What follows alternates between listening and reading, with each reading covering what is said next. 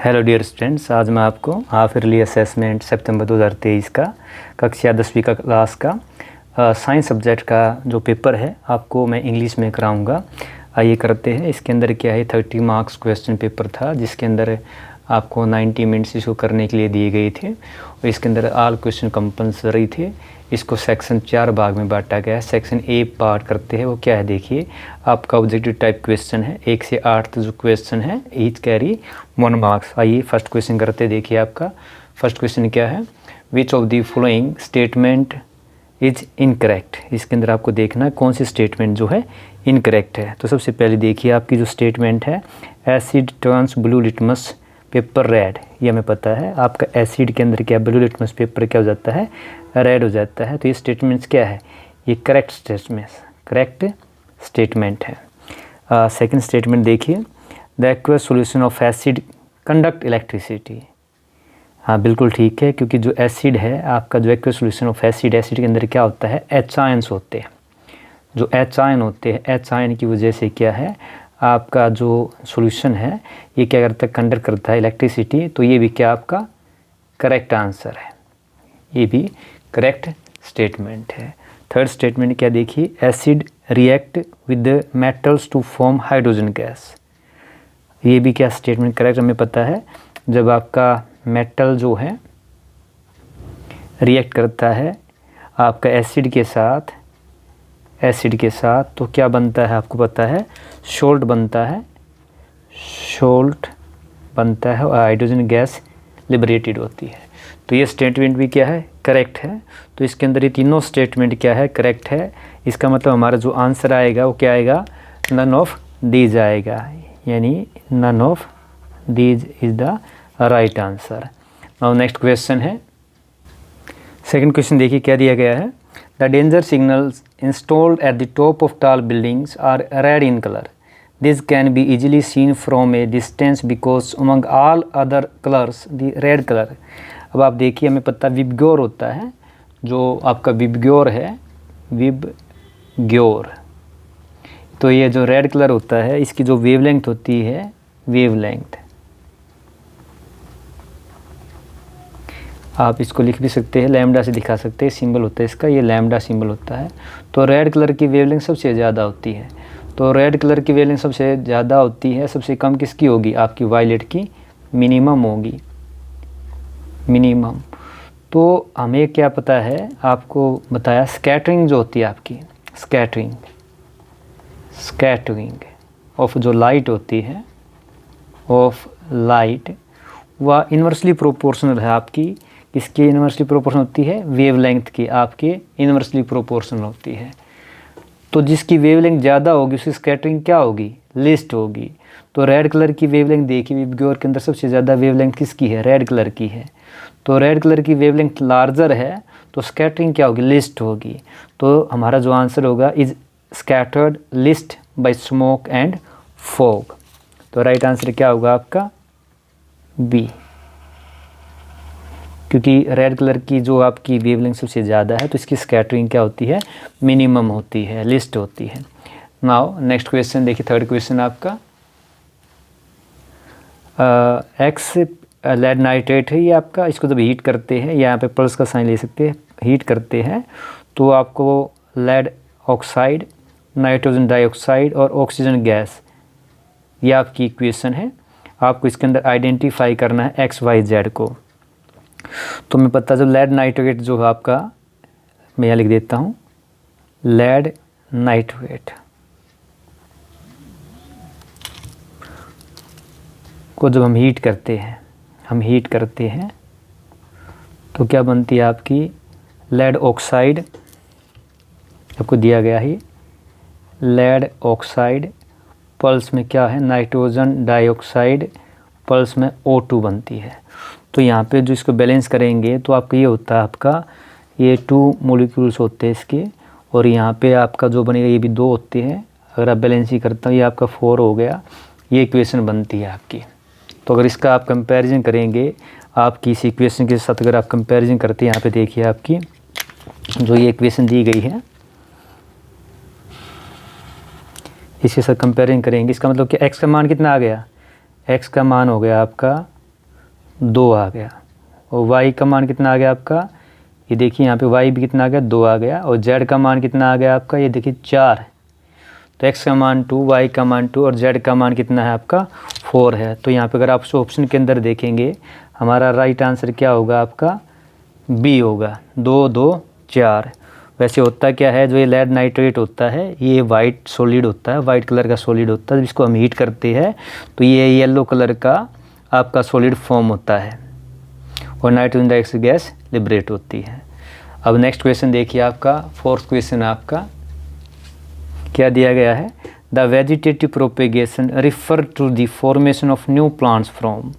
तो यहाँ पे हमें पता है वेजिटेटिव प्रोपेगेशन क्या होता है, ये एसेक्सुअल आपका होता है, एसेक्सुअल मोड ऑफ रिप्रोडक्शन होता है, किसके अंदर, प्लांट्स के अंदर होता है। और इसके अंदर जो आपका रिप्रोडक्शन होता है वो टेक प्लेस या स्टेम के द्वारा या आपका रूट्स के द्वारा या लीव्स के द्वारा। ये 3 आपके रेस्पॉन्सिबल होते हैं एसेक्सुअल रिप्रोडक्शन के लिए। तो इसके अंदर हमारा जो राइट आंसर वो क्या होगा, D is the right answer. यानी in vegetative propagation which is mode of asexual reproduction in plants take place stem, roots and leaves. Next question देखिए आपका, तो फिफ्थ क्वेश्चन आपका क्या दिया गया है, the site of photosynthesis in cell of leaf.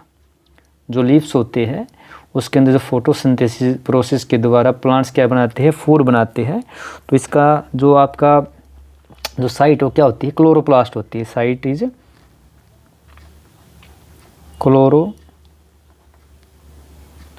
होती है। और क्लोरोप्लास्ट के अंदर क्या होता है आपको पता है, आपका ग्रीन पिगमेंट, क्लोरोप्लास्ट के अंदर आपका ग्रीन पिगमेंट होता है जिसे हम क्लोरोफिल कहते हैं। ग्रीन पिगमेंट जो ट्रैप करता है सनलाइट उसके बोलते हैं क्लोरोफिल। यहाँ पे एक्स्ट्रा है, अगर आप चाहे बस आंसर क्या आपके यहाँ पे काम चल जाएगा, chloroplast is the answer in 10th class के अंदर। नाउ नेक्स्ट है आपका देखिए 6th क्वेश्चन इसका, the condition produced by aerial oxidations of fats and oils in foods marked by unpleasant smell and taste is called। आपने देखा होगा जो आपकी पैक्ड फैट ऑयल्स जो आइटम्स होते हैं, आर्टिकल्स होते हैं, कुछ टाइम के बाद ओपन कर देते हैं तो उनका ऑक्सीडेशन हो जाता है, उनके अंदर अनप्लीजेंट स्मेल आनी स्टार्ट हो जाती है, उनका टेस्ट जो है आपका गंदा टेस्ट आता है। तो इसको क्या बोलते हैं, रेंसिडिटी। मैंने आपको बताया था क्या होती है, रेंसिडिटी। रेंसिडिटी, तो राइट आंसर क्या आएगा, रेंसिडिटी।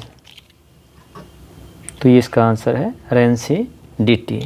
नाउ नेक्स्ट क्वेश्चन है, नाउ 7th क्वेश्चन देखिए, which part of brain maintain posture and equilibriums of the body. तो हमारा जो आंसर होगा होता है सेरिबेलम होता है। आंसर क्या होता है, सेरिबेलम।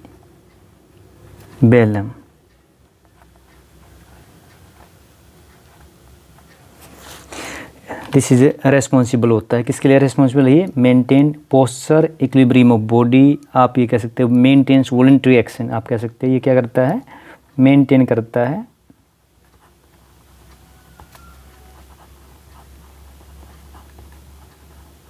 Voluntary actions. बस यहाँ पे एक आंसर देना था आपको, बस क्या है, सेरिबेलम से काम चल जाएगा आपका। Cerebellum is responsible for posture equilibrium of body. आप कह सकते हैं क्या करता है, बैलेंस करता है, पोस्चर करता है, equilibrium in walking, straight, riding etcetera के अंदर आपका ये यूज होता है। नाउ नेक्स्ट क्वेश्चन आपका देखिए, यहाँ ओनली आपको state 1 function of प्यूपिल in human आई आपको देना है। तो आपने देखा हुआ जो आइरिस ये आपका जो प्यूपिल होता है बिल्कुल एक आपका डार्क होल होता है इन बिटवीन ये आपका। तो लिख सकते हैं आप क्या है, इसका जो फंक्शन दिखना है बिल्कुल क्या होता है, small hole between the iris होता है। ये प्यूपिल ये क्या होता है, it is a small hole between the iris. उसका फंक्शन क्या होता है, ये कंट्रोल करता है function through which regulate, it regulate and controls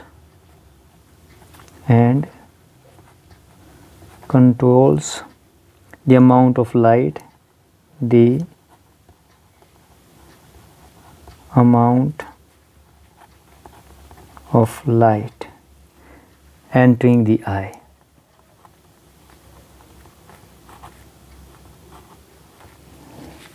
D I. तो आपको बस इतना ही लिखना है, इसका फंक्शन है। नाउ नेक्स्ट क्वेश्चन देखिए आपका सेक्शन बी आ गया। सेक्शन बी के अंदर क्या आपका देखो वेरी शॉर्ट आंसर क्वेश्चन है और ईच क्वेश्चन कैरीज 2 मार्क्स। तो देखिए यहाँ पे क्या है, if the image found by mirror for all position of object placed in front of is always virtual and diminished, state the type of mirror, draw any diagram in support of your answer. तो हमारा यहाँ पे answer क्या होगा आपका, convex mirror आएगा। Convex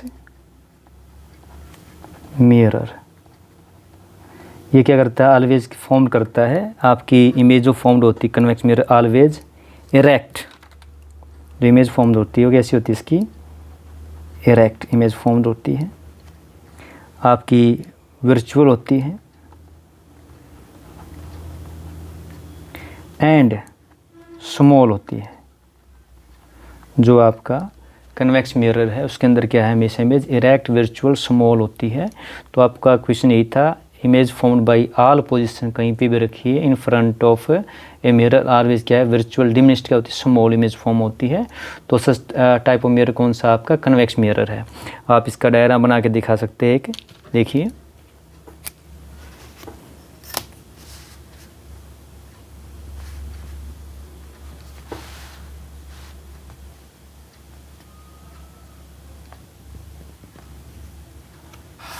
ये principal axis हो गया आपका।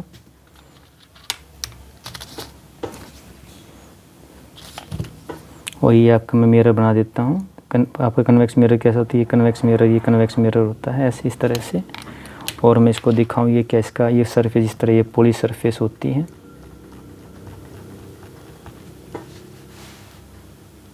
इसके बाद क्या करना है आपको, कंपास लेना है। कंपास लेके इसको यहाँ पे जो आपका पोल पे रखिए और यहाँ पे आपको चाप लगानी है। हमेशा याद रखिए फोकस कहाँ होता है, फोकस आपका जिस साइड के अंदर आपकी ये सर्कल पूरा होता दिखाई देता है उसी तरफ क्या होता है, फोकस होता है और सेंटर ऑफ कर्वेचर होता है। तो यहाँ पे आप देखेंगे, आप देखिए मैं यहाँ पे रखता हूँ आपका, ये आपका पोल हो गया। तो फर्स्ट आर्क फॉर फोकस होती है और सेकंड आर्क किसके लिए होती है, आपकी सेंटर ऑफ कर्वेचर के लिए होती है। तो ये जो आपका है, जो फर्स्ट पार्ट है आपका, ये आपका फोकस हो गया, ये आपका सेंटर ऑफ कर्वेचर हो गया।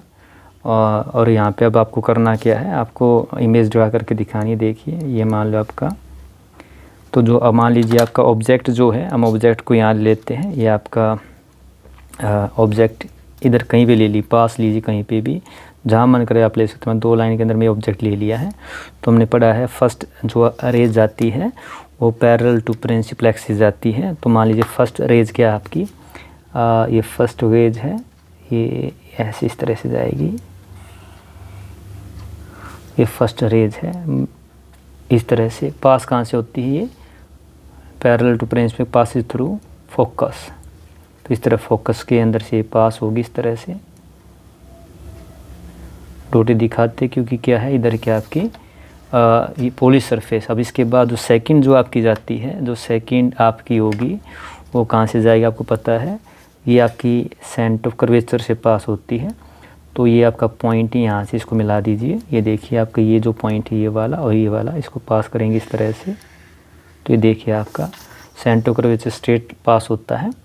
ये आपकी रेज होगी थ्रू सेंटर ऑफ कर्वेचर। तो यहाँ पे अगर आप देख पा रहे हैं, देखिए इस पॉइंट के ऊपर क्या है, आपको दोनों आपकी ये line passing through the centre curvature and parallel principal passes and cut here. तो इमेज जो फॉर्म्ड होती है वो कहाँ फॉर्म्ड होती है, यहाँ पे इमेज फॉर्म होगी आपकी, इस पॉइंट के ऊपर आपको दिखाना है इमेज फॉर्म्ड। तो जो आपका ऑब्जेक्ट है अब उसकी जो इमेज बनेगी, यहाँ मिला दीजिए इसको, ये आपकी होगी यहाँ पे, ये इमेज फॉर्म्ड हो गई है। अब आप दिखा सकते हैं इसको, जो ये थी आपका, ये एरो से दिखाता हूँ, ये आपका ऑब्जेक्ट था। यहाँ पे जो आपका ये मैंने लिया है आपका ये जो पॉइंट है यहाँ पे, इसको पोल कहती है। जो पॉइंट क्या है यहाँ पे, ये पोल होता है, पोल। और ये जो लाइन पास हुई है, लाइन जो इसको बोलते हैं प्रिंसिपल एक्सिस। तो यू कैन सी, आप देख सकते हैं जो इमेज फॉर्म हुई है आपकी कैसी हुई, देखिए बिल्कुल स्मॉल है, स्मॉल इमेज फॉर्म हुई है, बिल्कुल आपकी ये स्मॉल इमेज फॉर्म हुई है। इसको आप लिख भी सकते हो पॉइंट से। इसका नाम अगर मैं इसको ए बी दिखा देता हूँ, ए बी, और यहाँ पे क्या हो गया, ए डैश बी डैश हो गई। तो आप चेक करिए, देखिए यहाँ पे 2 लाइंस मिली थी, यहाँ पे एक लाइन भी नहीं है। तो जो इमेज फॉर्म हुई है कैसी हुई है, इरेक्ट है, सीधी है। वर्चुअल, क्योंकि मान लो अगर लेफ़्ट साइड में इमेज बनती है, हम बोलते हैं रियल इमेज है, बनी कहाँ पे है, राइट साइड में। याद रखिए में से इरेक्ट इमेज जो है आपकी वर्चुअल बनी और स्मॉल बनी है। तो यही इतना ही करके आप दिखाना था कि जो इमेज फॉर्म हुई है, यहाँ लिख भी सकते हैं आप, इमेज फॉर्म्ड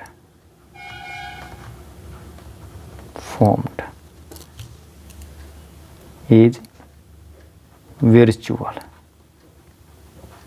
आपका होता है डिमिनिश्ड, छोटी बहुत, डिमिनिश्ड। एंड अब देखिए कैसी है ये इमेज आपकी, इरेक्ट फॉर्म हुई है, इरेक्ट। नाउ नेक्स्ट क्वेश्चन देखिए, 10th क्वेश्चन पूछा गया है, what happen at the snaps between the 2 neurons. तो अगर इसको आप पॉइंट वाइज आंसर लिख सकते हैं। पहला पॉइंट क्या है आपका, देखिए क्या होता है सिनेप्स के बीच में, सिनेप्स क्या वो पॉइंट होता है जहाँ पे 2 आपके जो न्यूरॉन्स हैं कम्युनिकेट करते हैं इन्फॉर्मेशन को। तो आप मैं लिख सकता हूँ न्यूरॉन्स कम्युनिकेट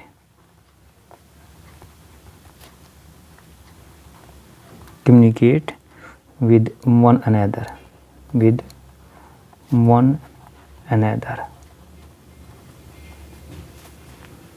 at junction और इसको क्या बोलते हैं हम, सिनेप्स कहते हैं। जंक्शन इज कॉल्ड सिनेप्स, इसको बोलते हैं सिनेप्स। सेकंड पॉइंट आप लिख सकते हैं यहाँ पे, एट सिनेप्स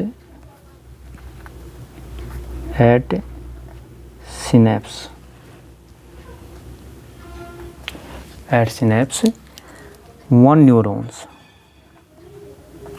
यानी आप एक न्यूरॉन सेंड करता है message to target neurons of another cell. One neurons send a message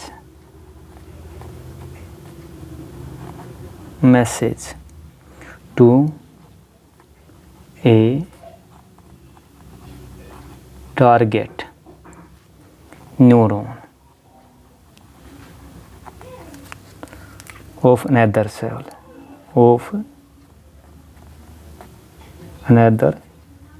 cell, जो अदर सेल उसके न्यूरॉन्स को ये क्या करता है, इंफॉर्मेशन सेंड करता है। तीसरा पॉइंट हम ले सकते हैं इसके अंदर,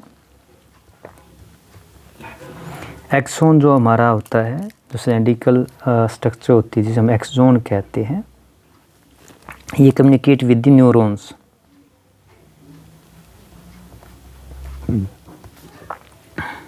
communicate with neurons through synapse.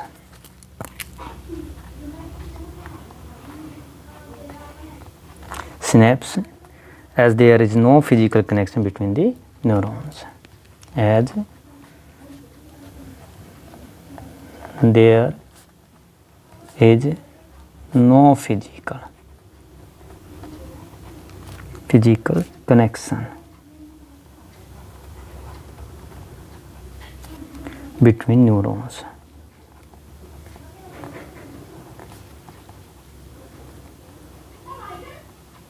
तो आप ये 3 पॉइंट में इसको एक्सप्लेन कर सकते हैं कि न्यूरॉन्स क्या करता है, आपके कम्युनिकेट करता है with one another at junction, इसे सिनेप्स कहते हैं। और सिनेप्स पे one neuron send message to target neurons of another cell को भेजता है। इसमें एक्सॉन पार्टिसिपेट करता है जो communicate with the neurons through synapse, क्योंकि यहाँ पे कोई फिजिकल कनेक्शन तो होता नहीं इनके बीच में। इतना ही लिखना है आपको। नाउ नेक्स्ट क्वेश्चन देखिए, आपका 11th क्वेश्चन है, a white coloured powder is used by doctor for spotting fractured bone. Right chemical name, formula of powder. When this white powder mixed with water, a hard solid mass is obtained. Write balanced chemical equation for the change. तो देखिए इसके अंदर क्या हमें पता है, जो हमारा प्लास्टर ऑफ पेरिस होता है, ये आंसर क्या हमारा प्लास्टर ऑफ पेरिस, जिसे हम पीओपी भी कहते हैं, पीओपी, ये डॉक्टर यूज करते हैं, doctor uses for spotting fractured bone,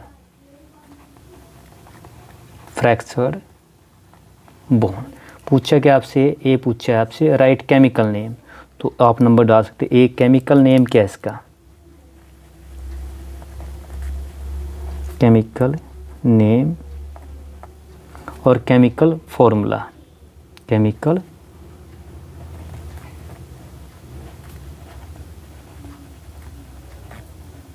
formula, मैं केमिकल फॉर्मूला लिख देता हूँ। पहले देखिए क्या होता है, ये होता है आपका कैल्शियम सल्फेट हाफ H2O, ये होता है आपका। तो इसको बोलते हैं देख कैल्शियम सल्फेट, सी ए क्या होता है कैल्शियम, तो नेम क्या हो गया इसका, कैल्शियम सल्फेट, कैल्शियम सल्फेट। तो ये तो इतना पार्ट हो गया। इसके बाद वाला पार्ट जो है देखिए आपका हाफ है, हाफ को बोलते हैं हेमी, तो ये हो गया आपका हेमी। और ये क्या होता है water hydrate, Hemy hydrate.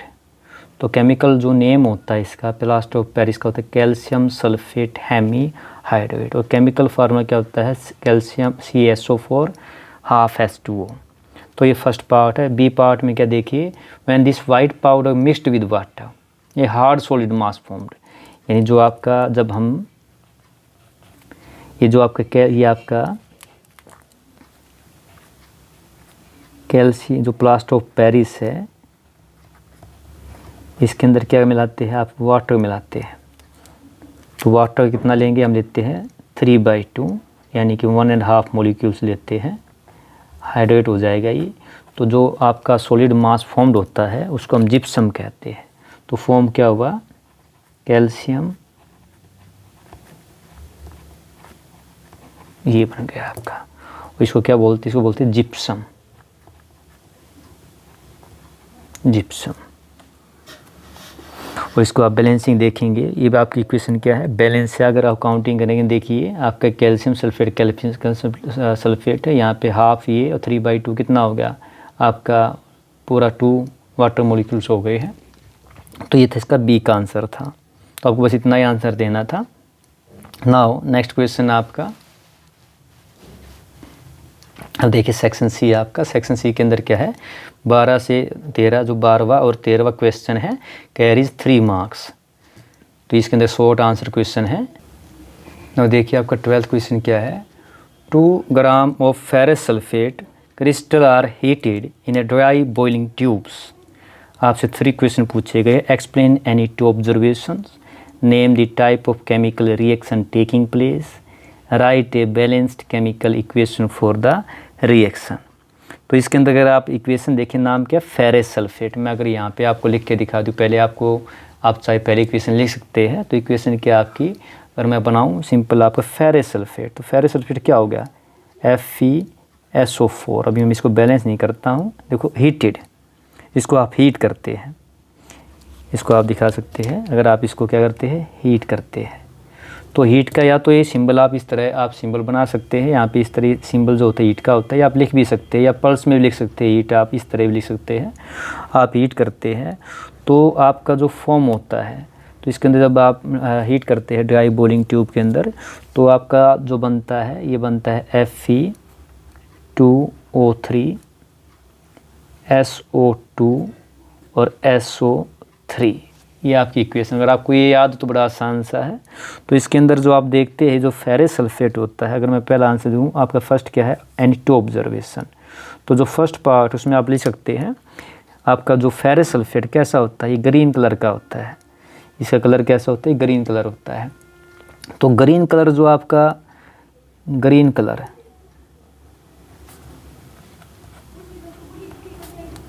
Colour of ferrous sulphate, यानी जो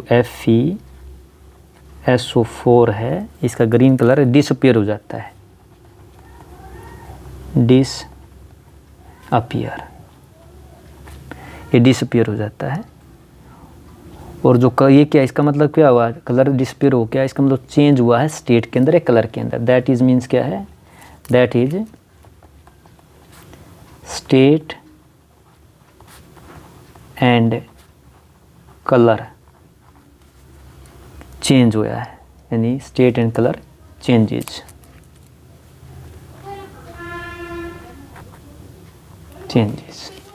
तो ये आपका क्या है, स्टेट एंड कलर चेंजेस हो गया है। अब इसके अंदर जो सेकंड है आपका, सेकंड वाला हिस्सा है वो देखिए थे ऑब्जर्वेशन, फर्स्ट ऑब्जर्वेशन होगी। सेकंड क्या होता है, जब ये बनता है यहाँ पे जो Fe2O3 बना, इसका जो रेडिश ब्राउन कलर होता है, ये क्या बना है, रेडिश ब्राउन कलर। मैं यहाँ चाहो तो लिख भी सकते हैं, ये आपका होता है ग्रीन कलर का होता है। ये आपका कैसा होता है, ये होता है रेडिश ब्राउन होता है, रेडिश ब्राउन। तो इसका मतलब क्या, एक फर्स्ट ऑब्जर्वेशन तो ये होगी, ऑब्जर्वेशन इसी तरह लिखनी है आपको, ये फर्स्ट ऑब्जर्वेशन हो गया। और सेकेंड ऑब्जर्वेशन क्या होगी आपकी, reddish brown colour, reddish brown colour, solid form, solid is formed. और जो गैसेज है, अब देखिए ना दाईं तरफ अगर आप देखेंगे, एंड जो गैसेज है, गैसेज कौन कौन सी गैसेज है आपके, SO2 है, SO2 एंड SO3 फॉर्म्ड होती है, जनरेट भी लिख सकते हैं, फॉर्म्ड भी लिख सकते हैं, यानी आपकी क्या है, फॉर्म्ड होती है या जनरेट होती है। तो ये फर्स्ट क्वेश्चन का पार्ट का आपका जो था उसका आंसर हो गया। अब सेकंड वाला जो क्वेश्चन आपका सेकंड पार्ट, वो क्या देगा, देखो, name the type of chemical reaction take place. तो अगर मैं ऊपर दिखाऊँ आपको, देखिए एक सिंगल सब्सटेंस है, रिएक्टेंट है, ये आपका दो या दो से ज़्यादा, यानी 2 एंड मोर जो आपकी है प्रोडक्ट के अंदर क्या होगा, ब्रेक डाउन हो गया, डिकम्पोज हो गया। तो रिएक्शन कैसा है आपका, ये डीकम्पोजिशन रिएक्शन है। कैसा रिएक्शन है,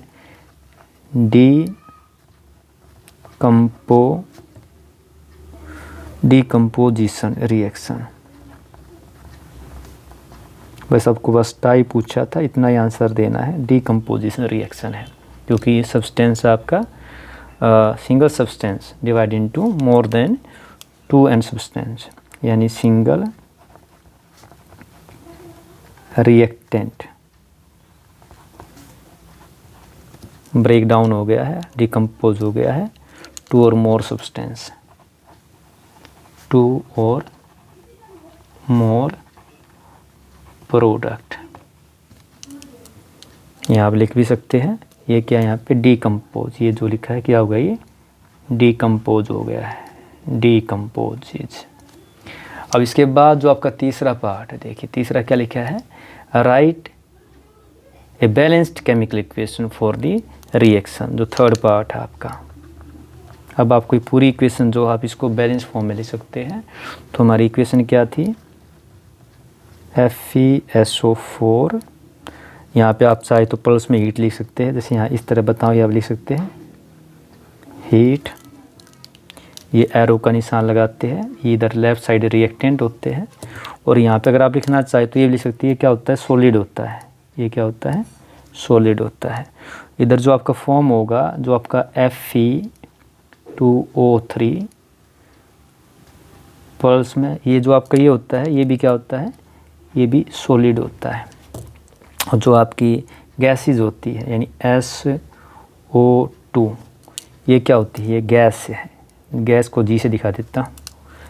और आपका जो SO3 है ये भी क्या है, ये भी गैस होती है। तो अब आपकी जो ये इक्वेशन हो गया, अब इसको बैलेंस करना है। तो बैलेंस में क्या होता है, अगर ये आपका होता है, ये 2 मॉलिक्यूल्स होते हैं फेरस सल्फेट के, लिखा ना आपको 2 ग्राम लिखा है, तो Fe2O3, बस आपको इतना ही लिखना है। इक्वेशन क्या देखिए, Fe2 2 Fe है तो आपका बैलेंस है। SO4 आप काउंटिंग करेंगे तो आप देखिए आपका ये भी क्या है, 2S है तो 2S हो गए। और आपका ऑक्सीजन कितने 8 है, तो देखिए 3 तो 5 और 3 8, यानी हमारी जो है दोनों तरफ जो आपके एटम्स है वे बैलेंस्ड है। तो ये क्या आपकी बैलेंस्ड केमिकल इक्वेशन आपको लिखनी थी।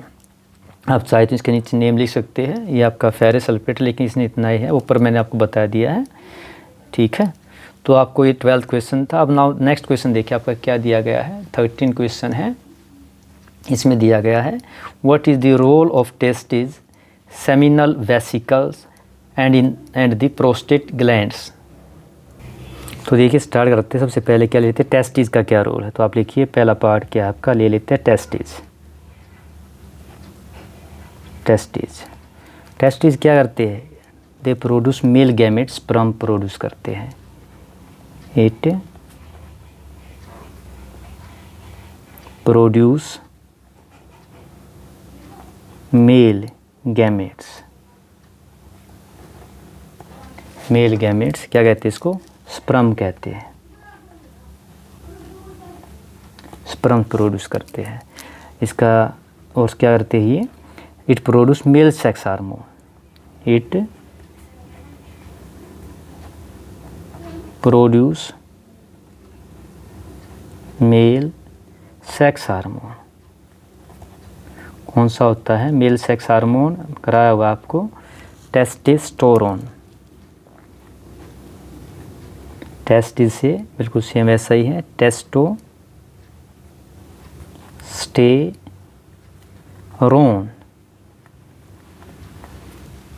तो ये थे टेस्टिस का फंक्शन थे। अब सेकंड जो आपका, सेकंड ले लेते हैं। जो सेकंड आपका क्या है, मान ले लेते हैं हमारे ये क्या है, seminal vesicle.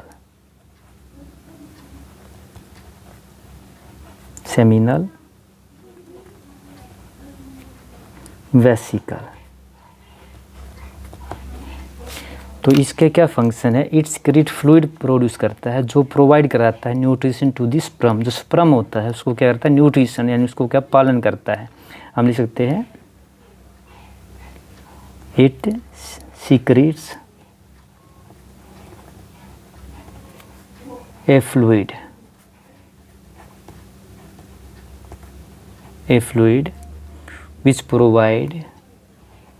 which provide nutrition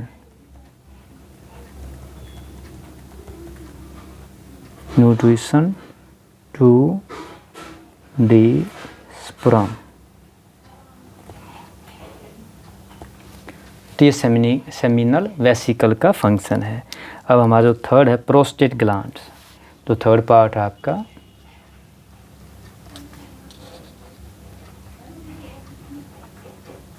prostate.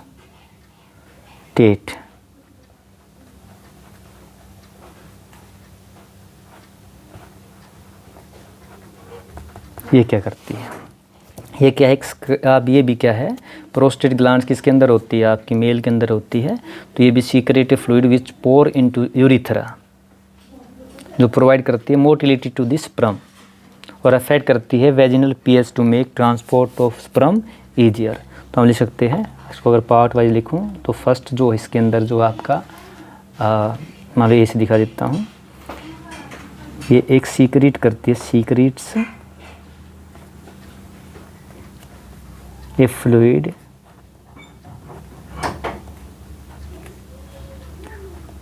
Which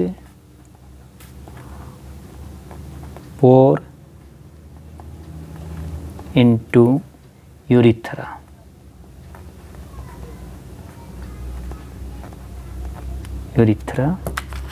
provide क्या करती है, प्रोवाइड मोटिलिटी,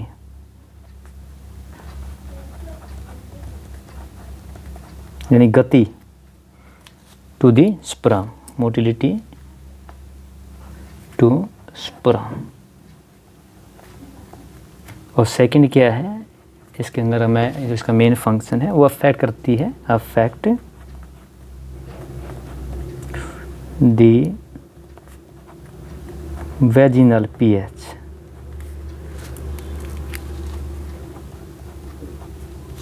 टू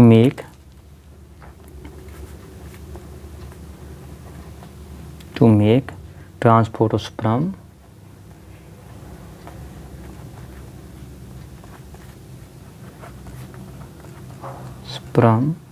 easier। तो आपको बस इतना लिखना था। ये आपका इसके अंदर तीनों टेस्टिस, सेमिनल वेसिकल और प्रोस्टेट ग्लैंड्स का आपको फंक्शन लिखना था, क्या फंक्शन करते हैं। तो टेस्टिस क्या करती है, प्रोड्यूस मेल गैमेट, स्पर्म कहते हैं, साथ में ये मेल सेक्स हार्मोन टेस्टोस्टेरोन को प्रोड्यूस करती है। सेमिनल वेसिकल क्या है, सीक्रेट्स करती है फ्लूइड जो प्रोवाइड करता है nutrition to the sperms. Third जो प्रोस्टेट ग्लैंड ये मेल के अंदर है, ये क्या करता है, ये भी एक फ्लूइड को सीक्रेट करती है जो पोर इनटू यूरिथ्रा के अंदर मिलती है, और जो स्पर्म को क्या है, मोटिलिटी, गति प्रदान करती है। And affect the vaginal pH to make transport sperm easier, जो वेजिनल पीएच उसको बना के रखती ताकि जो ट्रांसपोर्ट स्पर्म का ईजी हो सके। नाउ नेक्स्ट क्वेश्चन है,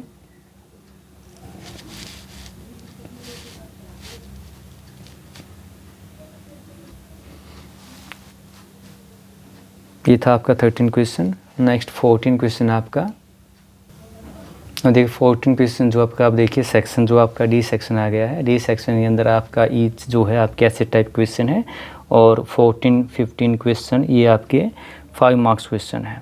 तो देखिए 14 क्वेश्चन आपका, यहाँ पे आपको ऑप्शन दी गई, चॉइस दी गई है, आप कौन सा भी एक पार्ट आप इसके अंदर कर सकते हैं। देखिए फर्स्ट पार्ट क्या है आपका, जो फर्स्ट पार्ट है आपका क्या दिया गया है,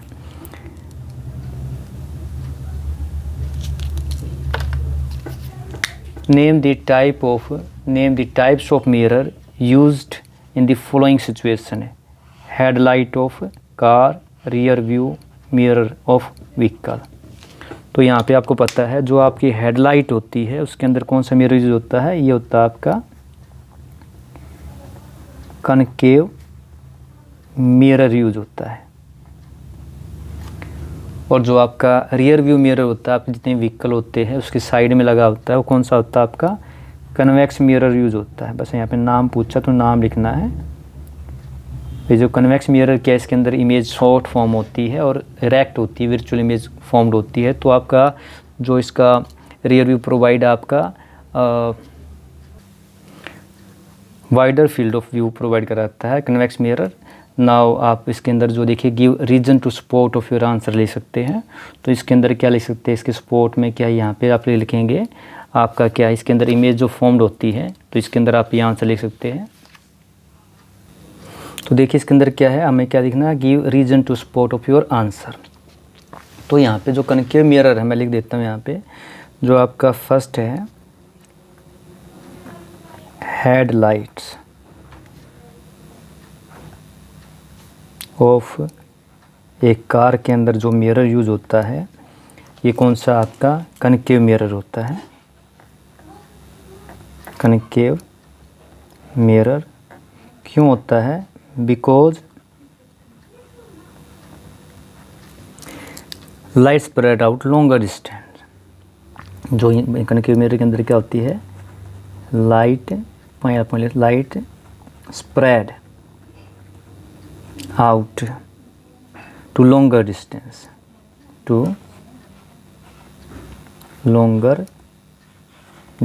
दूर तक जाती है। एक तो आपका रीजन ये हो गया। एक लिख सकते हैं जो ray light passing through focus become parallel to principal axis after reflection, यानी सेकंड लिख सकते हैं इसी के अंदर।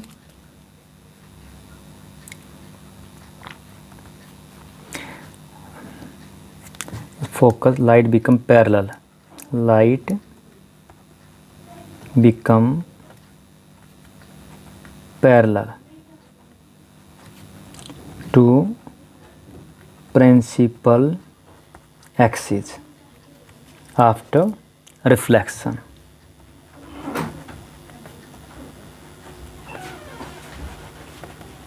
रिफ्लेक्शन। और जो सेकंड वाला बताया था आपको, सेकंड वाला जो है आपका जो कन्वेक्स यानी रियर व्यू मिरर है आपका,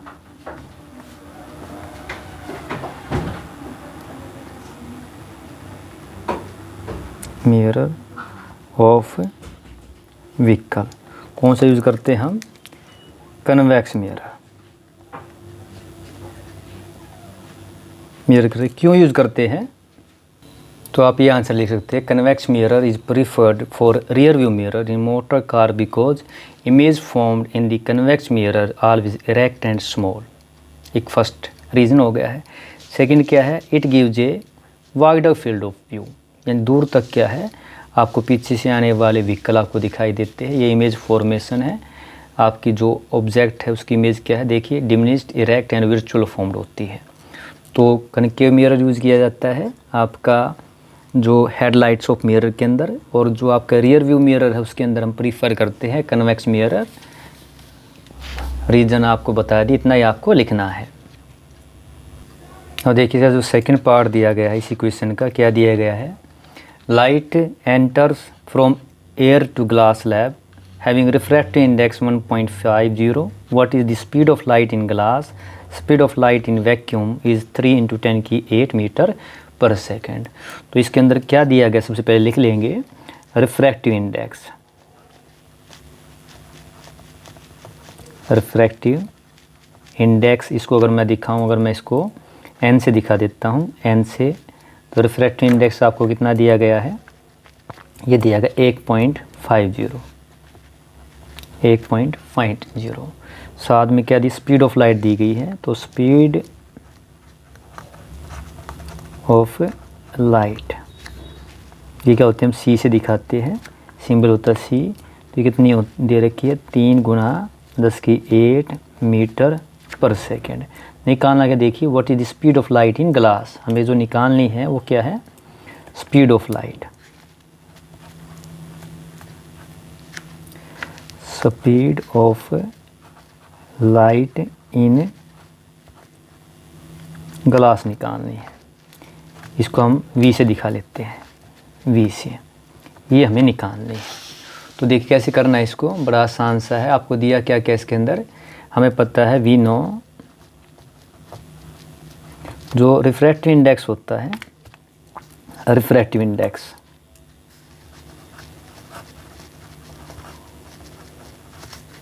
जो इंडेक्स है, इसका जो फार्मूला होता है आपका निकालने का जो होता है वो क्या होता है आपका? Velocity of light c, velocity of light in vacuum divided by light in medium, ये फार्मूला होता है। तो गिवन क्या? n गिवन है, n का मान कितना दिया गया यहाँ पे आप रख दीजिए, ये दी गई 1.5। तो c का मान दिया गया 3 × 10⁸ दिया गया है, और v का मान हमें गिवन नहीं है, तो v हमें क्या करना है? निकालना है। तो v कितना आएगा? क्रॉस मल्टीप्लाई करता हूँ मैं, ये कितना आ गया? 3 × 10⁸ आ गया, और नीचे कितना आ गया? 1.5। अब इसको काटेंगे तो हमें पता है 1.5 × 2 करेंगे, कितना आएगा? 3 आएगा। आप चाहे तो साइड में दिखा भी सकते हैं। 3.0 को 1.5 से डिवाइड करेंगे, 15 दूनी 30। इसको हम काटेंगे तो कितने पे जाएगा? 2 पे जाएगा। तो आपका कितना आएगा? ये 2 बच गया, ये कितना है आपका? 2 × 10 की पावर कितनी आ गई? 8। तो जो वेलोसिटी आ गई आपकी, यानी स्पीड ऑफ लाइट आ गई है, speed of light in glass, जो हमें क्या निकालना था? v निकालना था। कितना आ गया? 2 × 10⁸ मीटर पर सेकेंड। बस ये करना था आपको। तो क्या किया? रिफ्रैक्टिव इंडेक्स दिया था, स्पीड ऑफ लाइट दी गई थी, स्पीड ऑफ लाइट हमें निकालनी थी ग्लास के अंदर, और हमें पता है रिफ्रैक्टिव इंडेक्स क्या होता है? Speed of light in vacuum divided by speed of light in glass. Value given substitute किया आपने, और यहाँ से v का मान निकाल लिया। तो v का मान आ गया 2 × 10⁸ मीटर पर सेकेंड। यह आपको इस तरह से क्वेश्चन करना था। और देखिए इसका जो और वाला पार्ट दिया गया है वो क्या दिया गया आपको? 14 क्वेश्चन का आपके पास ऑप्शन था, या तो फर्स्ट कर ले या सेकंड कर ले। तो यहाँ पे क्या दिया गया देखिए, फर्स्ट न्यूमेरिकल है आपका, a concave mirror has a focal length of 20 centimetre, at what distance from the mirror should a 4 centimetre tall object to be placed so that it forms an image at a distance of 30 centimetre from the mirror. ये आपको निकालना है। तो देखिए सबसे पहले क्या है, इसके अंदर क्या क्या दिया गया है। आपको दी गई कनकेव में फोकल लेंथ यानी एफ गिवन है आपका। तो जो आपका एफ है वो कितना दिया गया है आपको, 20 सेंटीमीटर दिया गया। और कनकेव मिरर है, कनकेव मिरर में पता में से क्या होती है, नेगेटिव मैं भी दिखा भी दूंगा आपको कैसे होती है। फोकल लेंथ दे रखी है आपकी 20 सेंटीमीटर। आपको यहाँ पे जो अगला देखिए कहाँ दी गई है, आपकी जो हाइट है, हाइट ऑफ दी ऑब्जेक्ट है, प्लेस जो रखा गया है, तो ये क्या होती है आपकी एच नोट। ये कितनी दी गई है आपको, ये 4 सेंटीमीटर दी गई है हाइट ऑफ द ऑब्जेक्ट। अब जो आपकी इमेज फॉर्म होनी है, देखिए image at a distance 30 centimetre from the mirror. तो आपका जो हम जो इमेज डिस्टेंस दिखाते हैं, किससे दिखाते हैं, वी से दिखाते हैं। ये कितना है 30 सेंटीमीटर। ये भी क्या आपका लेफ़्ट साइड में बनेगी, ये अभी दिखाऊंगा आपको कैसे आएगा। निकालना क्या आपको, ये देखिए आपको फाइंड करना है eight what distance from mirror should be place so that form, यानी आपको एफ एच वी, इसका मतलब बच क्या गया आपका, यू बच गया, ये हमें निकालना है। तो इसका आप डायग्राम बनाएंगे। तो आप देखिए इसको इजीली आप डायग्राम के द्वारा समझिए। देखिए मैं डायग्राम बना देता हूँ यहाँ पे। ये आपकी हो गया प्रिंसिपल एक्सिस हो गया है, और ये आपका मान लीजिए आपका ये मिरर हो गया है, कन्वेक्स मिरर। और ये क्या हो गया इसकी, इधर से कैसा होता है, ये सरफेस पॉलिश्ड होती है। इसके बाद क्या लेना आपको, आपको सिखाया था इमेज बनाने, कंपास लेना है। कंपास यहाँ रखा, आपकी फर्स्ट आर्क, फिर आपकी सेकंड आर्क हमेशा किस तरफ आएगा, जिस तरफ सर्कल आपका पूरा होता है आपको दिखाई देता है। तो यहाँ पे आप देखेंगे तो ये क्या होता है आपका एफ होता है, ये आपका सेंटर ऑफ कर्वेचर होता है, और ये क्या होता है पोल होता है। इसके बाद क्या दिया गया आपको, देखिए इसकी फोकल लेंथ दी गई 20 सेंटीमीटर, ये 20 सेंटीमीटर है। और जो इमेज बनी है वो 30 सेंटीमीटर फ्रॉम दी मिरर। इसका मतलब देखिए आपका याद रखिए, ये फोकस से स्टार्ट होकर लेफ़्ट साइड में कहीं भी रखेंगे, आपको पढ़ा है इमेज कैसी फॉर्म होती है, हमेशा रियल फॉर्म होती है और इन्वर्टेड फॉर्म होती है। तो जो ऑब्जेक्ट होगा हमारा, ये देखिए ये 20 है, और इमेज कहाँ फॉर्म हुई है आपकी 30 centimetre from the mirror form हुई है। इसका मतलब क्या है आपका, हमें क्या है इसके अंदर आप निकालेंगे, हम यूज़ करेंगे मिरर फार्मूला। तो मैं आपको करके दिखाऊंगा मिरर फार्मूला क्या कहता है आपका। मैं यहाँ अगर आपको दिखाऊं, यहीं पे आपको दिखा देता हूँ, ये आपका इधर थोड़ी जगह लेता हूँ, मिरर फार्मूला यहाँ पे। तो जो मिरर फार्मूला होता है, यूजिंग मिरर फार्मूला, तो जो मिरर फार्मूला है वो क्या है आपका, होता है 1/, में v जमा 1/, में u बराबर 1/f होता है।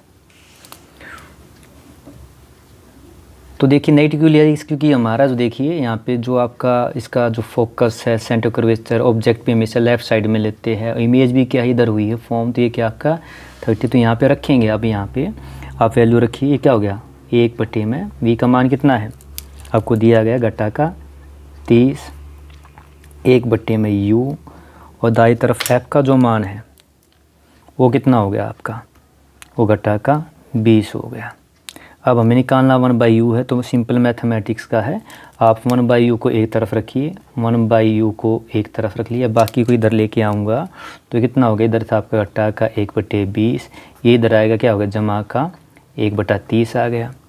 और यहाँ पे आप 1/u निकालेंगे, 1/u, तो एलसीएम कितना आ गया आपका, एलसीएम आ गया आपका देखिए 20 और 30 60 आ गया। तो 20 दिया 60, कितने पे गया, ये माइनस का 3 आ गया, साइन प्लस 30 दूनी 60। तो यहाँ पे कितना आया आपका 3 घटा के 2 जमा के 3 नेगेटिव, तो कितना माइनस का 1/60। तो आपका u का मान कितना आ गया, देखिए यहाँ से अगर कंपेरिजन करूँ मैं आपका, तो आपका जो u कितना आ गया आपका, हो गया -16 आ गया। यही हमें निकालना था। अब इसका यूज़ करके आप डायग्राम बना सकते। देखिए बड़ा इजीली क्या है, वैसे तो बन जाता है आपको। देखो U60, इसका मतलब ऑब्जेक्ट कहाँ है, ये 20 है, ये 40 है, तो ऑब्जेक्ट कहाँ है, इसके पीछे रखा गया है, यानी और भी पीछे है आपका, यानी लगभग मान लीजिए कहाँ पे होगा, आप इस तरह बना सकते हैं, ये आपका इधर कहीं होगा। तो मान लीजिए मैं ऑब्जेक्ट लेता हूँ, ये आपका ऑब्जेक्ट हो गया, ये मैंने 2 लाइन में यहाँ पे ऑब्जेक्ट ले लिया। तो आपको बताया था फर्स्ट जो रेज जाती है वो क्या जाती है, पैरेलल टू प्रिंसिपल एक्सिस जाती है। तो ये आपका फर्स्ट गई प्रिंसिपल एक्सिस के इस तरह, और कहाँ से पास होती दिखाई देती है, हमेशा फोकस से। तो रियल इमेज फॉर्म होगी आपकी, इधर आई आपकी इस तरह आपकी। और सेकंड क्या होती है आपकी, पता है आपको, सेंटर ऑफ कर्वेचर जो है आपका इससे पास होगी, और सेंटर ऑफ कर्वेचर कहाँ यहाँ पे है, तो आपकी जो है ये देखिए इस तरह से सेंटर ऑफ कर्वेचर। अब यहाँ पे जो आपकी है, ये जो आपका ये था आपका, ये आपका ऑब्जेक्ट था। अब यहाँ पे आपकी ये बन गई इमेज।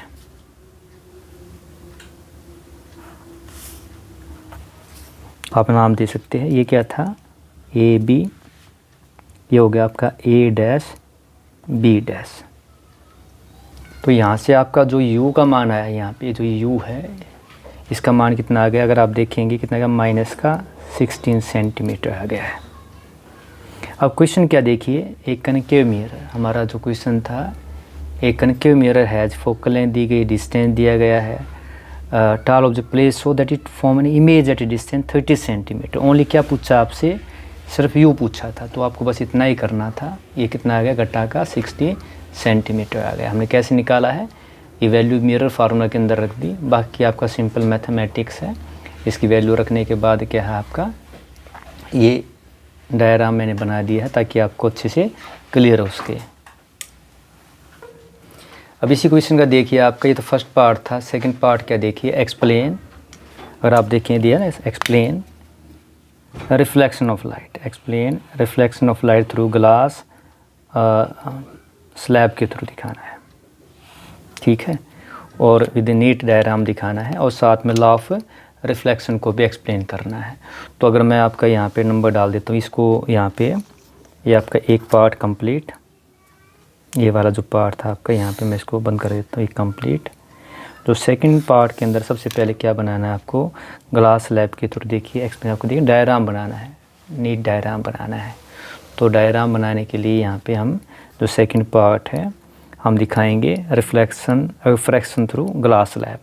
तो ग्लास स्लैब लेते हैं, ग्लास स्लैब। तो देखिए क्वेश्चन क्या आपका, ये explain the refraction of light through glass slab with NEET diagram, state law of refraction. तो आपको क्या है, ये देखिए refraction light through glass slab क्या बनाना है, इस तरह बनाना है, ये डायग्राम आपको बनाना है। यहाँ पे आपको ग्लास स्लैब दी गई है ABCD, और ये आपका नॉर्मल फर्स्ट हो गया, ये फर्स्ट रिफ्रैक्टिंग सरफेस है CD, ये इंसिडेंट लाइट इंसिडेंट हुई I1 एंगल के ऊपर, N1 क्या है, नॉर्मल है, ये क्या आपका नॉर्मल है। आपको पता है जब एयर से डेंसर के अंदर जाती है तो rays bend toward the normal, that is R1 less than I1। और यहाँ पे जब दोबारा ये आपकी इंसिडेंट होती है, सेकंड सरफेस जो है वह AB है, यहाँ डेंसर से एयर के अंदर जाएगी, तो जो आपकी रेज क्या होगी, bend away from the normal. इस तरह से आपको दिखाना है। मैं आपको बना के दिखा भी देता हूँ। देखिए हमें क्या करना है, आपको अब मैं आपको बना के दिखाता हूँ किस तरह से इसको बनाना है। देखिए मैंने बना लिया एक रेक्टेंगल। इसके बाद क्या है, आपको जो सरफेस लेनी है, मान लीजिए आपका ये आपकी फ़र्स्ट हो गई आपकी ये नॉर्मल, ये फर्स्ट नॉर्मल हो गया आपका। और इसके बाद क्या है, जो लाइट इंसिडेंट होगी आपकी उसको मैं दिखाऊंगा। तो ये देखिए कि आपका ये नॉर्मल है, नॉर्मल, इसको आप N1 से दिखा सकते हैं, N1। तो जो लाइट इंसिडेंट हो गया आपकी, हम इसको मान लीजिए आपका क्या है, ये आपकी लाइट इंसिडेंट हुई आपकी यहाँ पे इस सरफेस पे इंसिडेंट हुई। तो यहाँ पे आपका जो ये जो एंगल होगा इसको मान लीजिए हो गया आपका I1, आपका ये हो गया यहाँ पे I1। और मैंने बताया था जब लाइट आपकी ये एयर है, एयर से डेंसर के अंदर जाती है तो बैंड ये क्या होगी आपकी, बैंड टुवर्ड दी नॉर्मल, यानी नॉर्मल की तरफ क्या है चली जाएगी। इस तरह से, यानी आपका ये जो एंगल है छोटा हो जाएगा, यानी इसको थोड़ा छोटा दिखा दिए, बेंड टुवर्ड दी नॉर्मल, इस तरह से। ये आपका हो गया। ये देखिए जो एंगल हो गया यहाँ पे आपका, ये हो गया मान लो R1। इसके बाद क्या देखिए, ये जो सरफेस सेकंड वाली सरफेस है, अगर आप नंबरिंग दे लीजिए इसकी चाहे तो, पहले ये आपकी क्या थी, ये आपका था A, ये B, ये C और ये आपका D। अब सेकंड सरफेस AB के ऊपर अगर मान लो अब यहाँ का जो आपका नॉर्मल होगा आप दिखाएंगे, तो ये आपका नॉर्मल कहाँ होगा, ये आपका ये सेकंड, यहाँ पे सेकंड नॉर्मल हो गया आपका, ये है सेकंड नॉर्मल। तो आप लिख भी सकते हैं ये क्या आपका नॉर्मल है, देख सकते हैं यहाँ पे, ये हो गया नॉर्मल सेकंड N2 दिखा देता हूँ, ये हो गया N2। इसके बाद क्या है आपके, जब डेंसर से एयर की तरफ जाती है तो आपकी जो रेज है वो क्या bend away from the normal, यानी बिल्कुल आपका क्या है, ये जो आपका एंगल है थोड़ा इस तरह से आप इसका एंगल बढ़ जाएगा। तो यहाँ पे जो आपका एंगल अंदर वाला ये दिखा है, अगर इसको मैं I1 से दिखाऊँ, ये इधर था I2 सॉरी, ये आपका I2, तो ये बाहर वाला जो एंगल होगा ये क्या हो गया आपका R2, एंगल ऑफ रिफ्रैक्शन। तो ये आपको ग्लास स्लैब का जो थी डायग्राम आपको ड्रा करना था, फर्स्ट आपका ये दिखाना था। तो यहाँ पे क्या किया है, सबसे पहले आपने सरफेस CD के ऊपर दिखा, ये नॉर्मल है, ये इंसिडेंट एंगल है। तो एयर से जब आपकी जाती है, इसको हम लिख भी सकते हैं, ये आपकी कौन सी रेज है, इसको बोलते हैं इंसिडेंट रेज, इंसिडेंट रे। और जो ये कौन सी आपकी होगी, रिफ्रैक्टेड रे, रिफ्रैक्टेड रे। बस ये डायग्राम बनाना था आपको जो है। ये बनाने के बाद क्या आपको क्या एक्सप्लेन करने हैं, लॉ ऑफ रिफ्रैक्शन आपको एक्सप्लेन करना है। तो यहाँ पे आपसे क्या पूछा गया, लॉ ऑफ रिफ्रैक्शन, बस ये दिखाना है। तो लॉ ऑफ रिफ्रैक्शन क्या है आपका, साइन जो आपका होता है जो n sin I by sine R। तो जो एंगल ऑफ इंसिडेंट है, sine of angle of incidence to sine of angle of refraction constant होता है, जिसे हम बोलते हैं रिफ्रैक्टिव इंडेक्स, इसी को हम स्नेल लॉ कहते हैं। तो ये लॉ ऑफ रिफ्रैक्शन का फर्स्ट लॉ है। सेकंड लॉ क्या है, incident rays normal refracted rays lie in same plane, आपको ये लिखना है। तो जो लॉ ऑफ रिफ्रैक्शन जो आपको ये लिख देने हैं।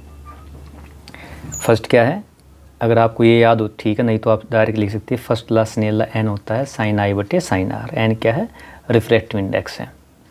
और जो मैंने अभी डायग्राम से दिखाया आपका, देखिए यहाँ पे ये इंसिडेंट रेज, अभी सेकंड क्या है नॉर्मल, और ये है refracted rays lies in same plane. ये प्लेन क्या है, आपका जो पेपर ये प्लेन होता है, तो ये आपका सेकंड लॉ है। इतना आपको लिखना था। अब नेक्स्ट क्वेश्चन करते हैं। अब देखिए अब आपका क्वेश्चन क्या है, यहाँ पे आपको ये 15 क्वेश्चन है, इसके में आपके 2 ऑप्शन दिए गए और का, आप ये फर्स्ट वाला कर सकते हैं, सेकंड वाला। तो फर्स्ट 15 का जो क्वेश्चन है, देखिए क्या दिया गया है, what are different ways in the glucose is oxidise to provide energy in the various organism, हमें ये बताना है। और सेकंड केस का, how are fat digested in our bodies, what does this process take place. तो first question करते हैं, इसके अंदर कैसे लिखना है आपको। तो इसके अंदर आपको क्या एक्सप्लेन करना है, देखिए, what are the different ways in which glucose is oxidise to provide energy in various organism. आपको बिल्कुल इस तरह से आंसर दे देना, क्या है, आप ऑक्सीडेशन जो फूड का आपका जो होता है उसको हम बोलते हैं सेलुलर रेस्पिरेशन। और ये क्या करता है, रिलीज करता है एनर्जी। तो oxidation of food called cellular respiration to release energy are as follows. 2 type का होता है आपका, एक तो होता है एरोबिक रेस्पिरेशन, एक एनएरोबिक रेस्पिरेशन।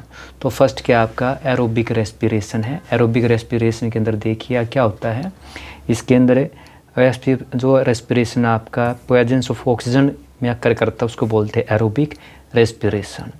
इसके अंदर ये फर्स्ट पॉइंट हो गया। सेकंड में क्या रिएक्शन दिखा है मैंने, देखिए आपका ये आपका ग्लूकोज है C6H12O6। ये क्या होता है, इसकी ग्लाइकोलिसिस होती है, यानी साइटोप्लाज्म के अंदर, यानी नो ऑक्सीजन, यहाँ पे कोई ऑक्सीजन नहीं होती है, तो ये टूट जाता है 2 मॉलिक्यूल्स ऑफ पायरुवेट C3H4O3 और ऑक्सीजन रिलीज करता है। ये फर्स्ट वाला स्टेप जो होता है एरोबिक एनारोबिक में कॉमन होता है।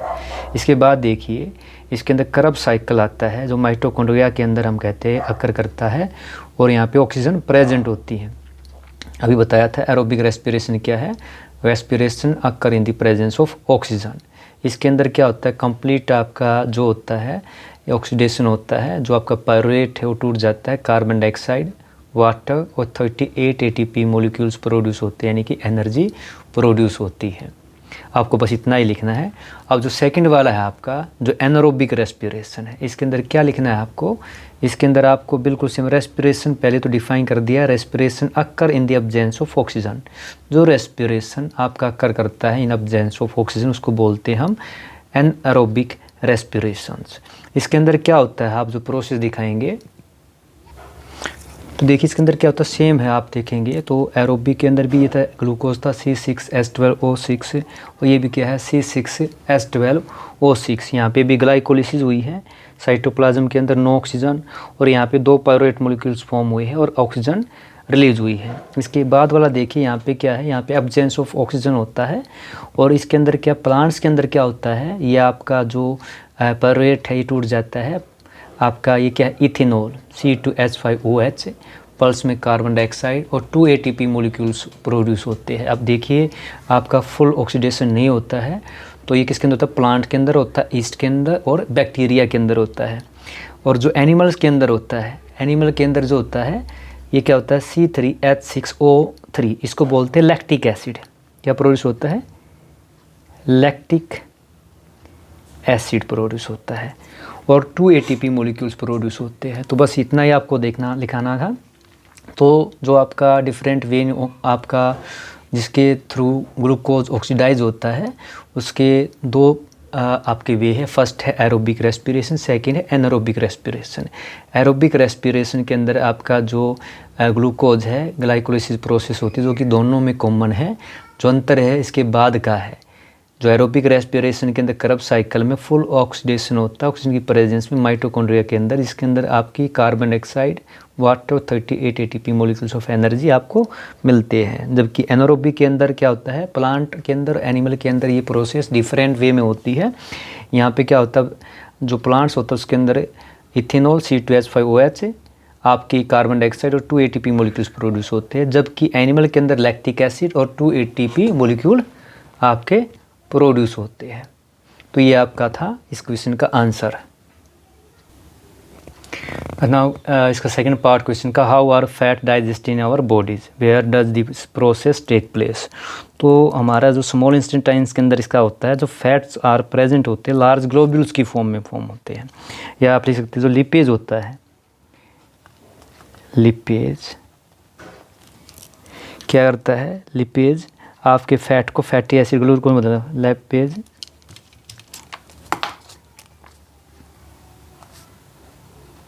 Convert fats into fatty acid and glycerol, fatty acid and glycerol, glycerol होता है। या आप इसको इस तरह लिख सकते हैं, जो आपके फैट होते हैं, फैट इसको क्या करता है, जो आपका लिपिज है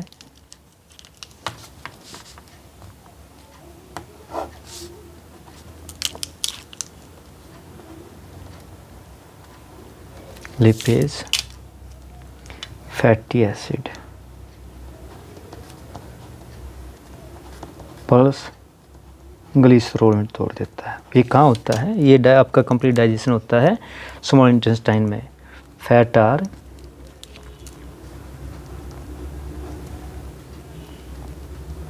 fats are completely digested.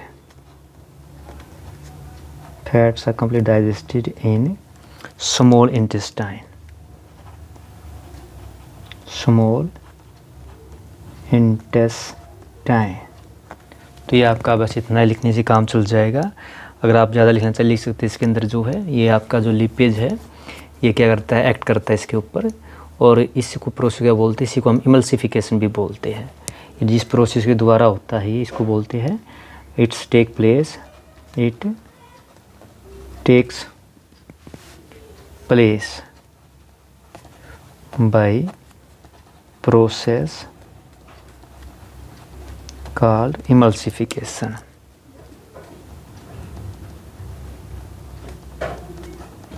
क्योंकि पेपर के अंदर क्या आपको जगह इतनी दी गई है, पॉइंट टू पॉइंट आपको लिखना है, तो इसमें आपका इससे काम चल जाएगा। नाउ इसका जो आपका देखिए ये इसका क्या था, फर्स्ट पार्ट था। अगर आपको ये क्वेश्चन नहीं करना तो आपका जो सेकंड पार्ट देखिए आपका क्या दिया गया, ये यहाँ पे देखिए आपका जो सेकंड पार्ट के अंदर आपका ऑप्शन दिया गया एक्सप्लेन दी यूरिन फॉर्मेशन। देखिए explain the urine formation in human being, और सेकंड क्या है draw the label diagram of structure of nephron, ये आपको दिखाना है। तो ये दो क्वेश्चन आपके, अगर आप चाहे तो पहला वाला पार्ट कर सकते थे, या आप सेकंड, अगर आपको ये नहीं आता तो आप इस सेकंड वाला पार्ट कर सकते हैं। तो एक्सप्लेन दी यूरिन फॉर्मेशन किस तरह से ह्यूमन बींग्स के अंदर होती है, ये आपको लिखना है। इसमें सबसे पहले आप चाहे तो डायग्राम भी बनाना आपको किसका, नेफ्रॉन का। और नेफ्रॉन क्या है आपकी फंक्शन यूनिट होती है किडनी की। तो 15 का जो आपका फर्स्ट पार्ट हो क्या आपका, इसको दो तरह से पूछा जाता है। फर्स्ट क्या है फॉर्मेशन ऑफ यूरिन है, और सेकंड क्या है फंक्शनिंग ऑफ नेफ्रॉन पूछी जाती है, जो हमें डायग्राम बनाना सेकंड नेफ्रॉन का। तो इसके अंदर जो आपका क्या होता है 3 स्टेप में प्रोसेस होती है। पहली जो प्रोसेस को फिल्ट्रेशन कहते हैं, सेकंड के अंदर रीएब्जॉर्प्शन होता है, और थर्ड प्रोसेस के अंदर क्या होता है सीक्रेशन होता है, यानी यूरिन बनता है। तो जो फर्स्ट प्रोसेस उसके अंदर होता है क्या है, the filtration of blood take place in the Bowman capsule in the capillaries of glomerulus, जो आपका नेफ्रॉन होता है उसके स्ट्रक्चर के अंदर। इसके बाद क्या सेकंड स्टेप में क्या होता है, जो फिल्ट्रेट कंटेन उसके अंदर क्या होता है glucose, amino acid, sodium, potassium, chlorine, ions होते हैं, वाटर, यूरिया, यूरिक एसिड होते हैं। तो फर्स्ट पार्ट के अंदर क्या लिखना है, जो आपका ब्लड आता है ऑल पार्ट से, वो क्या आता है बोमन कैप्सूल के अंदर ग्लोमेरुलस के अंदर आता है, जहाँ पे कैपिलरीज ऑफ जो ग्लोमेरुलस की उसको फिल्ट्रेट करती है, फिल्टर करती है। और जो फिल्टर्ड आपको जो फ्लूइड मिलता है उसको बोलते हैं फिल्ट्रेट। और इसके अंदर क्या क्या होता है glucose, amino acid, sodium, potassium, chlorine, water, urea, uric acid. Second process क्या है रीएब्जॉर्प्शन। देखिए अभी यहाँ पे आप देखेंगे ये जो आपका अमीनो एसिड है ये प्रोटीन होता है, ग्लूकोज है, ये आपके इम्पोर्टेंट्स के आपके आयंस है, तो ये बड़ी यूज़फुल है। तो ये क्या होते हैं रीएब्जॉर्ब कर लेती है हमारी बॉडी जो है। तो सेकंड प्रोसेस के अंदर क्या होता है रीएब्जॉर्प्शन। ये क्या होता है इसके अंदर, the filtrate flows along the tubules and useful substance like glucose, amino acid, sodium, potassium, जो आपकी क्लोरीन जो आयन से वाटर है ये रीअब्जॉर्ब हो जाती है कहाँ पे, enabled by the capillaries surrounding nephron tubules, जो लॉन्ग आपकी ट्यूब आती है। जो थर्ड है आपकी लास्ट वो क्या सीक्रेशन ऑफ यूरिन। इस प्रोसेस में क्या होता है द फिल्ट्रेट विच रिमेन, यानी आपके जो यूज़फुल जो आपके ये ग्लूकोज, अमीनो एसिड ये जो थे रीअब्जॉर्प्शन के बाद जो आपका बच जाते हैं फिल्ट्रेट के अंदर, वो क्या होते हैं वे यूरिन फॉर्म करते हैं। The filtrate which remain after the reabsorbing is called urine कहते हैं इसको। Urine collected from nephron by collecting duct to carry it to urinary bladder and then to urethra. तो ये थी आपकी फॉर्मेशन ऑफ यूरिन, जिसके अंदर 3 क्या थे आपके स्टेप थे, फिल्ट्रेशन, सेकंड आपका रीअब्जॉर्प्शन, थर्ड लास्ट में क्या हो गया आपका सीक्रेशन। ये आपको लिखना, इतना ही आंसर देना था। अब जो सेकंड वाला पार्ट उसके अंदर क्या था आपको डायग्राम ड्रा करना है किसका, नेफ्रॉन का। अब जो बी पार्ट उसमें आपको ये क्या डायग्राम बनाना है नेफ्रॉन का, ये आपने सिखाया था मैंने आपको। इसके अंदर क्या देखिए ये आपका इधर जो स्ट्रक्चर दिखाई गई, ये जो कप टाइप शेप इसको बोलते हैं बोमन कैप्सूल। इसके अंदर जो ये आपका बंच ऑफ कैपिलरीज को बोलते हैं ग्लोमेरुलस, और दोनों को एक साथ मिला दे इसको बोलते हैं हम आपका मेल्किगियन बॉडी बोलते हैं। तो ये आपका जो आपका ब्लड से आता है, कहाँ से आता है, ब्रांच ऑफ रेनल आर्टरी से आता है। यहाँ पे लॉन्ग ट्यूबुल स्ट्रक्चर जहाँ पे आपका यहाँ पे जो आपकी ये जो कैपिलरी ग्लोमेरुलस है बोमन कैप्सूल है ये फिल्ट्रेशन करता है, और ये लॉन्ग ट्यूबुल इसके अंदर क्या होता है आपका रीअब्जॉर्प्शन होता है। इसके बाद जो बच जाता है वो कहाँ आता है, कलेक्टिंग डक्ट के अंदर आता है, यूरिन की फॉर्म में आता है। तो इसके अंदर क्या आपको ये डायग्राम बनाना है सेकंड पार्ट के अंदर। तो ये था आपका आज संपन्न हुआ साइंस सब्जेक्ट का question paper half yearly exam का।